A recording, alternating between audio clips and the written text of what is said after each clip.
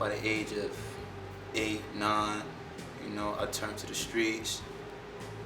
The street life is where I thought it was for me. The street life is what brought me money, what brought me the things that I needed, that I wanted. I grew up in a drug-infested home, foster care.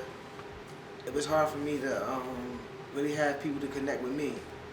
And when I was in the county, I was facing 48 years. When I was 15 years old, my mother just signed me out of the juvenile detention center. And I left her standing on Park Avenue on 5th Street crying.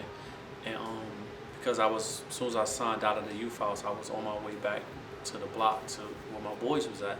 And my mother asked me where I was going. I told her I was going back to the block. And she asked me if this was the type of lifestyle I planned on living for the rest of my life. And I told her, yeah. And she told me with tears in her eyes that if this is the choice that I'm making to live my life as I was living it, then by the time I was 18 and 19, I'd either be dead or facing a lot of time in prison.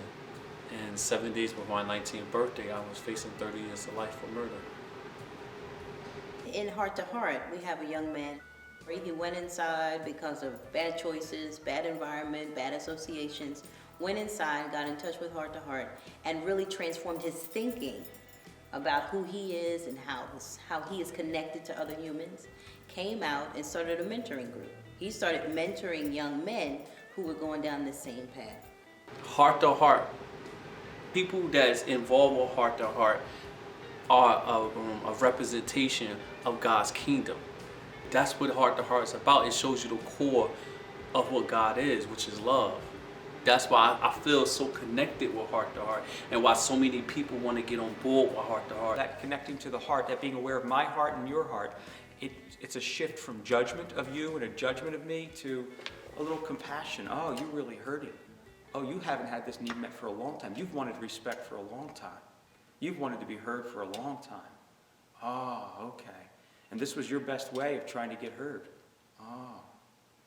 It just opens like, oh, okay, I get you a little bit more now. And it softens us. Not in a cheap or a weak way, but it just opens our heart to the possibility that there's another human being. The one that I'm thinking of as my enemy might be another human being. It's so important to connect with people because everybody just looking for something. You don't know what a person looking for. Somebody just want a handshake. Somebody just want a hug. Somebody just want to say, want you to say, I love you. Somebody wanted you to say, how you doing? Have a blessed day.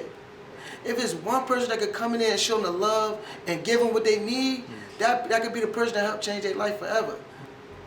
The first day I came into prison, I was a little scared. I didn't know what I would expect. I thought, here they're hardened prisoners. I'd never been in prison or knew anybody in prison. And as I talked to the different men, I saw hearts with love and people that really wanted respect and intelligent, creative men that I felt we were putting in cages in there and we weren't giving them the opportunity for growth.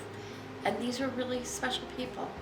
For me, I've always felt safe and protected, and one of the most important things that came out of working with the men was I said, well, I'm in this room with you and there are no guards. So what if someone was unstable and lunged at me?